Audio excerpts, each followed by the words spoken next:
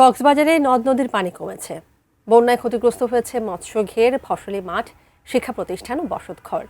ভাঙনের কবলে বাঁকখালী, আতঙ্কে স্থানীয়রা। কক্সবাজারের রামুর বাঁকখালী নদীর দ্বীপ শ্রীকুল পয়েন্ট থেকে বিস্তারিত জানিয়েছেন কক্সবাজার প্রতিনিধি অর্পণ বড়ুয়া।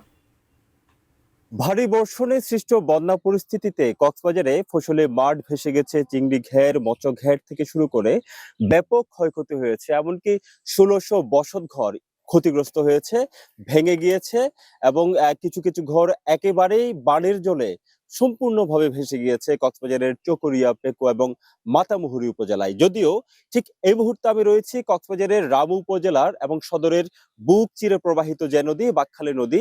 বাঁকখালী নদীর তীব্র স্রোতে, ভারী বর্ষণ এবং পাহাড়ি ঢলের কারণে এখানে ভাঙনের তৈরি হয়েছে। সেই ভাঙন কবলিত এলাকায় আমরা বর্তমানে অবস্থান করছি। মূলত এটি হচ্ছে দ্বীপ শ্রীকুল পয়েন্ট। আপনি দেখতে পাচ্ছেন বাঁকখালী নদীর তীব্র স্রোত এভাবেই কিন্তু ফসলি জমি, অর্থাৎ নদী পাড়ের যে ফসলি জমি, সেই নদী পাড়ের ফসলি জমি কিন্তু একেবারেই কেড়ে নিচ্ছে। এখানে যারা চাষি রয়েছেন, কৃষক রয়েছেন বা জমি মালিক রয়েছেন, তারা একেবারেই হতাশ হয়ে গিয়েছেন এই পরিস্থিতিতে। স্থানীয় বাসিন্দাদের সাথে আমরা একটু কথা বলতে চাই। এই ভাঙন কবে থেকে? ১০-২০ দিন যাবৎ এই বর্ষা আসার পর হইতে এগুলো ভাঙতেছে।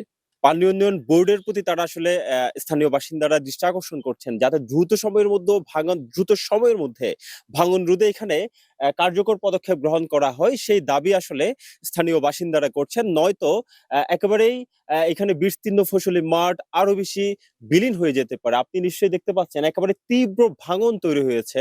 এই ভাঙন যদি রোধ করা সম্ভব না হয়, এখনই বসত ঘরও আসলে বিলীন হয়ে যেতে পারে, সেই ধরনের আশঙ্কা দেখা দিয়েছে।